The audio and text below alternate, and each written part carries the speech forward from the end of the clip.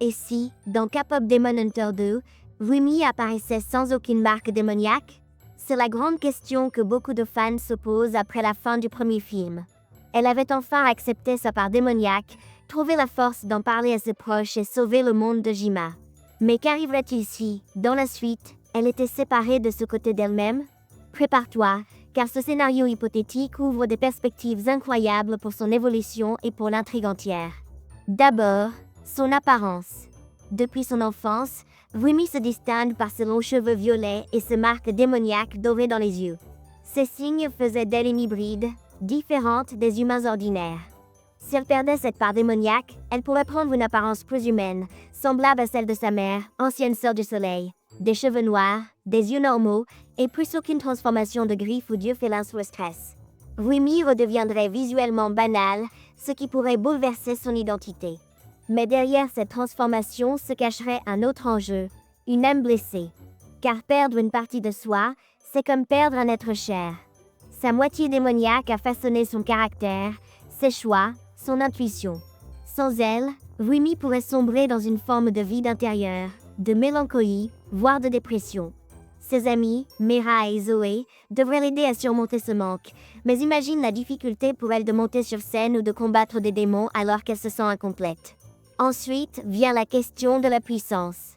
Dans le premier film, on a vu que sa nature hybride lui offrait des atouts uniques. Guérison accélérée, force accrue, rapidité et même la téléportation.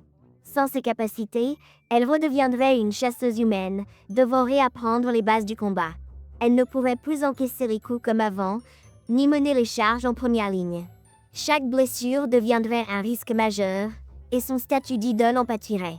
Pour la première fois, Rumi devrait accepter sa vulnérabilité, ce qui changerait radicalement son rapport au danger et à la scène. Et que dire de ses armes?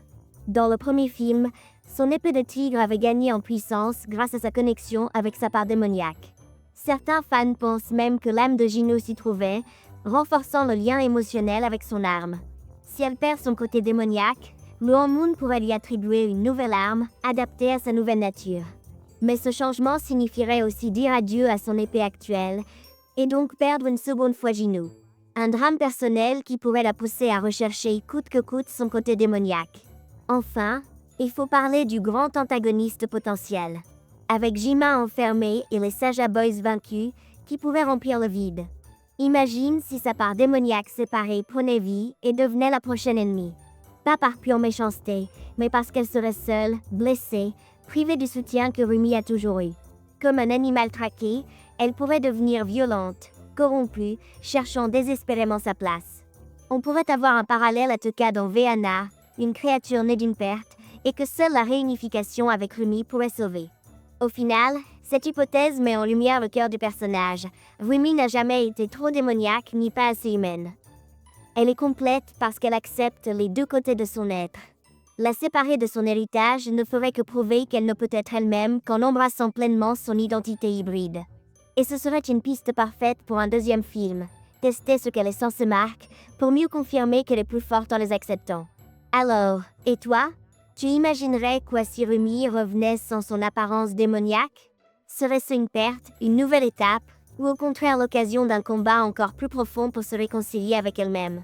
Dis-le dans les commentaires, car une chose est sûre, Rumi n'a pas encore révélé tout son potentiel.